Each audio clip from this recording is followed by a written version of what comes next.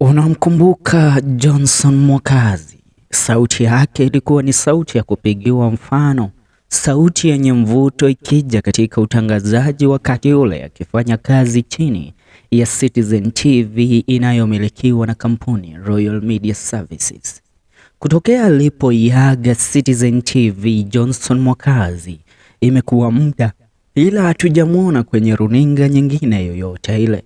Aliaga runinga ya Citizen TV baada ya kufanya kazi pale kwa kipindi cha miaka 8 samani.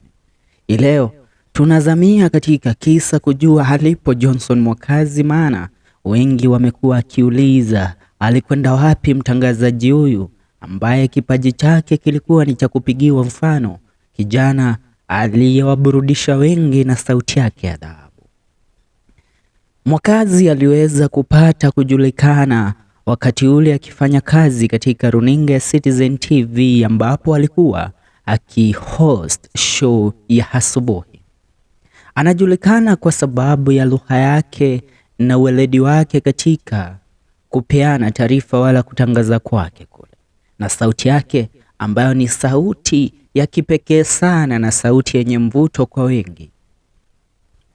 Inaaminika Johnson Mwakazi sauti yake iliweza kumpa kazi nyingi sana, akiweza kufanya kazi na kampuni tofauti tofauti kama voice of artist kwa ajili ya advertisement tofauti katika Jamhuri ya Kenya.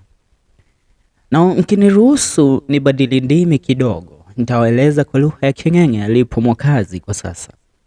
Even before he had a degree in journalism, it was his voice that got him a job at Royal Media Services. Johnson Mwakazi was born and raised in Kibera, as previously acknowledged that he experienced hardships, and after completing high school, to make ends meet, Mwakazi turned to the Kenya National Theatre, the KNT, where he was an actor. What happened to Johnson Mwakazi and why he left Citizen TV? Mwakazi left Citizen TV when he was at the peak of his career.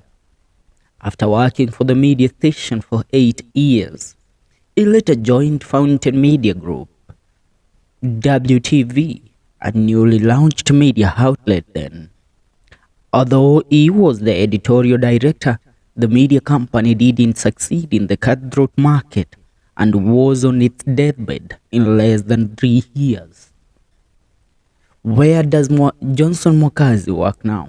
Years after leaving Citizen TV, Johnson Mwakazi founded Royal Media Services, Royal Voice International, a media company that produces films, provides voice work, and also provides presentations and training. Nowadays, I shall quote him. Nowadays, I tell myself that maybe this is where I will feed more people and generations to come, he said during a past interview. What happens to be interesting is that Citizen TV still uses Johnson Mwakazi's voice in some of their commercial announcements. Mwakazi was the big deal of his time. Also, rumor has it that Mwakazi worked as the admin for DCI official social media pages, and he was the one that used to post those narrations and sweet storytelling stories that were posted on DCI, which always captured the attention of many Kenyans. And putting that aside, this is FM Show KE. I tell you, make sure you subscribe for more. Is on the way.